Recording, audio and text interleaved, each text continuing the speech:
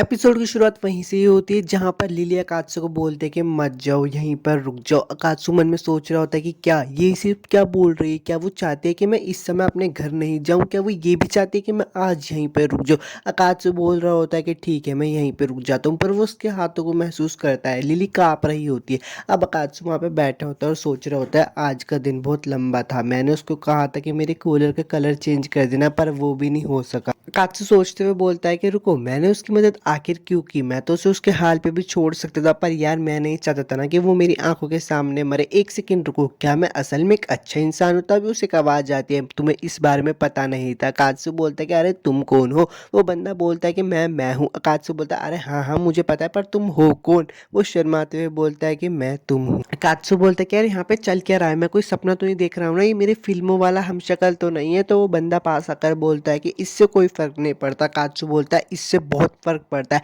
वो बंदा बोलता है कि सुनो, तुम एक असल में अच्छे इंसान हो, लेकिन इतना ही नहीं, तुम एक डीमन हो और वो लड़की एक एंजल है। जरूर तुमने अपने दुश्मन को बचाया, इसके पीछे कोई ना कोई वजह तो रही होगी। अकात्सु बोलता है कि कौन सी वजह? वो बंदा बोलता है कि मुझे पता है, तुम्हें इस लड़की से प्यार हो गया है। अकात्सु सुनकर बोलता है कि अरे तुम क्या बोल रहे हो, ये बिल्कुल भी सच नहीं है। वो बंदा बोलता है कि चिंता मत करो, छुपाने वाली कोई बात नहीं है, मैं सब जानता हूँ क्योंकि मैं तुम्हारे ही अंदर रहता हूँ। अकात्सु बोलता है कि अरे अरे ऐसा यार सच में कुछ नहीं है। वो बंदा बोलता है इतना नेगेटिव मत बनो।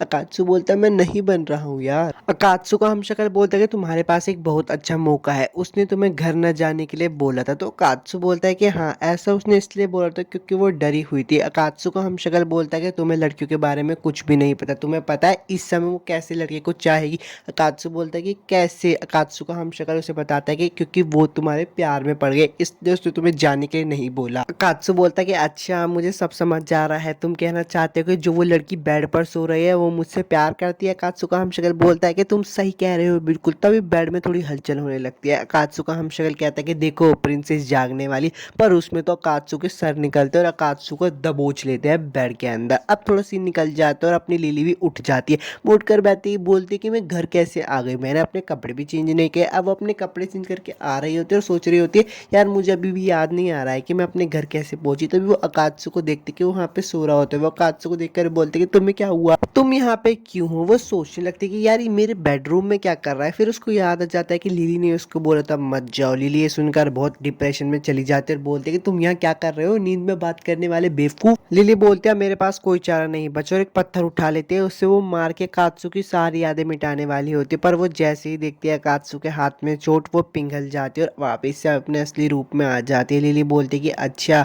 इसे तो ये चोट तब लगी थी जब ये मुझे बचा रहा था। लिली अकात्सु के हाथ पे पट्टी कर रही होती है और बोलती है कि मैं तो तुम्हारी दुश्मन हूँ, तुमने मुझे क्यों बचाया, तुम मुझे छोड़ भी तो सकते थे अकात्सु। लिली उसे थैंक्स बोलती है और बोलती है कि अब मुझसे और भी किसी नाम की उम्मीद मत करना। पर तभी उसे याद आ जाता है कि अरे यार मैंने तो उसको बोला था कि जब भी वो कोई अच्छा काम करेगा तो मैं उससे गले लगाऊंगी। लिली सोच रही होती है कि अब मैं अपनी बात से पीछे भी नहीं हट सकती, और उसने जो किया है वो लगभग 10,000 अच्छी तरह से की गई काम के बराबर था। लिली बोलती है कि मैं तो बस मजाक कर रही थी, लेकिन अगर इसको याद रहा तो बहुत प्रॉब्लम हो जाएगी। लिली मुस्कुराती है और बोलती है वैसे तुमने आज बहुत अच्छा काम किया था। अभी अकात्सु बोलता है कि मुझे गले लगाओ। लिली बोलती है क्या तुम्हारा दिमाग खराब हो गया? फिर उसे याद आता है अरे यार मैंने इसको पहले बोला था, मेरी प्राइड मुझे अपनी बात से पीछे हटने नहीं देगी, मुझे इसे गले लगाना ही होगा। लिली हिम्मत करती है और उठ के बोलती है कि ठीक है मैं तुम्हें गले लगाऊंगी, लेकिन बस मैं एक बार ही करूंगी, उसके बाद नहीं करूंगी। वो आगे जा रही होती है पर वो सोचते कि यार रुको, अब एक हाथ से सो रहा है, मैं उसे सोते हुए गले नहीं लगा सकती, पर मैं उठा भी तो ही नहीं सकती ना, मैं क्या करूँ। तब एक हादसों के सपने का सीन दिखाया जाता है और उसके सर बोलते कि मैं तुम्हें समझाता हूँ कि लड़कियों को कैसे समझता है। वो कहते हैं कि जल्दी। अकात्सु बोलता है कि तुम किस बारे में कर रहे हो जल्दी, पर अकात्सु ये रियल लाइफ में ही बोल देता है, मतलब सोते सोते बड़बड़ा रहा होता है जल्दी करो।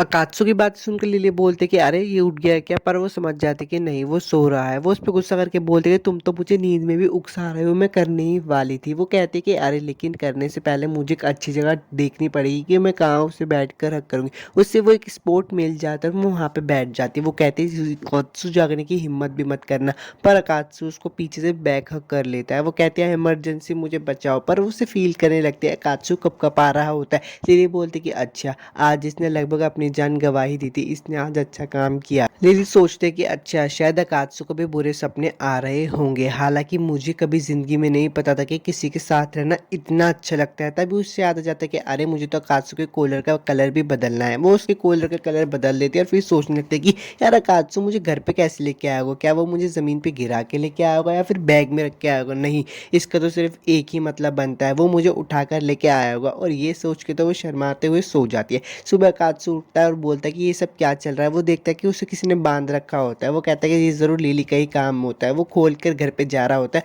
पर घर पे जाते हुए देखता है कि अरे उसकी चोट में तो किसी ने पट्टी की हुई होती है। वो बाहर चला जाता है। थोड़े समय बाद लिली भी उठ जाती है। वो बाहर आकर देखती है कि अकात्सु भी वहाँ पे है। अकात्सु बोलता है कि सॉरी, मैंने शायद तुम्हें जगा दिया। लिली बोलती है कि नहीं, ये तो मेरे जागने का समय वैसे भी हो ही गया था। अकात्सु लिली से पूछता है कि वह तुम कैसी हो। लिली बोलती है कि मैं अब अच्छी हूँ, पर मैं नहीं चाहती थी कि कोई डीमन मेरी चिंता करे। लिली आगे बढ़ती है और खाने की तरफ देखकर बोलती है ये क्या है। अकात्सु बोलता है कि मुझे भूख लग रही थी, इसलिए मैंने तुम्हारे फ्रिज से कुछ सामान लेकर खाना बना दिया। तो लिली बोलती है तुमने मेरे लिए क्यों बनाया। अकात्सु बोलता है कि मैं तुम्हारा शुक्रिया अदा करना चाहता था, तुमने मेरी पट्टी की। अब वो दोनों थोड़ा खाना खा के वापस स्कूल की तरफ जा रहे होते हैं। तो लिली बोलते हैं स्कूल तो इस तरफ है, पर अकात्सु बोलता है कि आज मैं पहला पीरियड छोड़ रहा हूँ, मुझे घर पे जाके थोड़ा नहा धोकर फ्रेश होना है। लिली बोलती है कि ये बात बिल्कुल भी ठीक नहीं कि तुम अपना फर्स्ट पीरियड छोड़ रहे हो। अकात्सु बोलता है कि तुम्हें याद है ना कल रात मैंने तुम्हें बचाया था। लिली बोलती है अच्छा अच्छा ठीक है, सुनो मैंने तुम्हारे कूलर का कलर बदल दिया है, अब तुम अच्छे से सेंटो बाथ में जा सकते हो। अकात्सु ये बात सुन के बहुत खुश हो जाता है। लिली का हाथ पकड़ के बोलता है कि चलो चलो तुम भी मेरे साथ चलना, हम दोनों वहाँ पे बहुत मजे करेंगे।